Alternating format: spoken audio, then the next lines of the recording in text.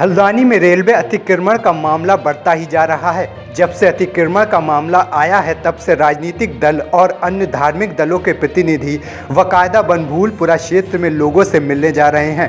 इसी क्रम में आज जमीयत उलेमाए हिंद का एक डेलीगेशन मौलाना अरशद के नेतृत्व में हल्द्वानी पहुंचा, जहां उन्होंने बनभूलपुरा के लोगों का हालचाल जाना।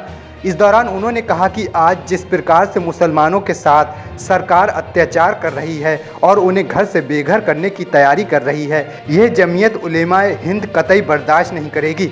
उन्होंने कहा कि हमारा मानना है कि पहले सरकार इन लोगों का पुनर्वास करे और इनको घर आवंटित करने के बाद ही कोई कार्रवाई करे। हम सुप्रीम कोर्ट का सम्मान करते हैं। जिस प्रकार से 5 तारीख को सुप्रीम कोर्ट ने सुनवाई के लिए अर्जी को मंजूरी दी है, अगर कोई हमारे हक में फैसला होता है तो हम उसे स्वीकार करेंगे, अगर नहीं होता है तो हम मरते दम तक यहाँ से नहीं हटेंगे और सुप्रीम कोर्ट में लगातार हम सुनवाई के लिए डटे रहेंगे।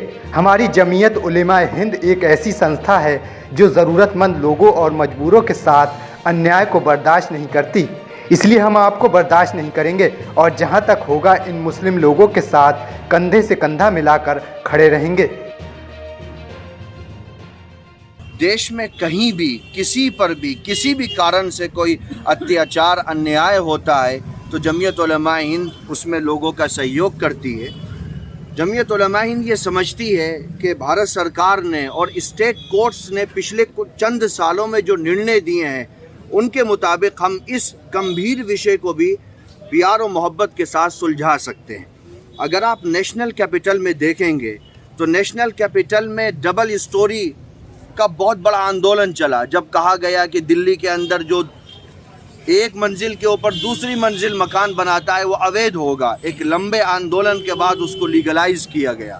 2019 में केंद्र सरकार ने 1771 अवैध कॉलोनियों को दिल्ली के अंदर लीगलाइज किया और लाखों लोगों को रिलीफ दी गई।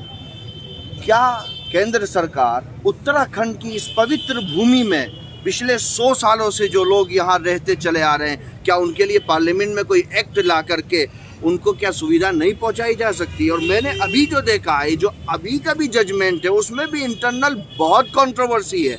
इसमें बहुत से घर ऐसे हैं जो उस दायरे में नहीं आते हैं। हमें कानून के विधि विधान के पॉइंट ऑफ व्यू से गंभीर चर्चा की आवश्यकता है।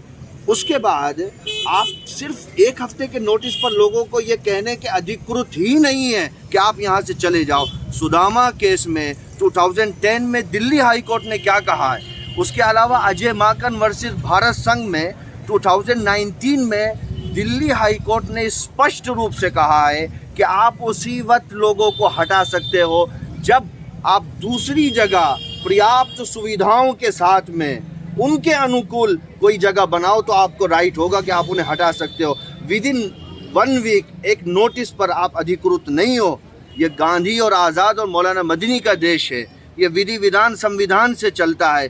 गांधी के देश में मानवता पर इतना गंभीर संकट हो और लोग खामोश तमाशाई बने रहें, भारत के लोकतंत्र के लिए ये एक शुभ संकेत नहीं।